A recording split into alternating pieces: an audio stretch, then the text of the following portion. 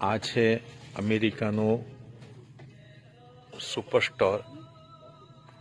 અહીંયા બધી ઇન્ડિયાની વસ્તુઓ મળે છે અને એમાં મેં અહીંયા અમૂલ ઘીનો ડબ્બો જોયો, તો તમે આ ડબ્બામાં જોઈ શકશો શુદ્ધ અમૂલ ઘી લખેલું છે।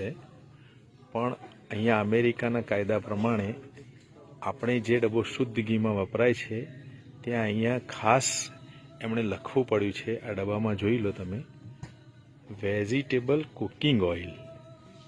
હવે આપણે આને અહીંયા ઇન્ડિયામાં એને આપણે શુદ્ધ ઘી તરીકે અમૂલ વેચે છે અને અમેરિકાના અહીંના કાયદા પ્રમાણે એને લખવું પડ્યું કે ભાઈ આ શુદ્ધ ઘી ઇન્ડિયામાં કહેવાતું હશે, પણ અહીંયા તો એ વેજીટેબલ કુકિંગ ઓઇલ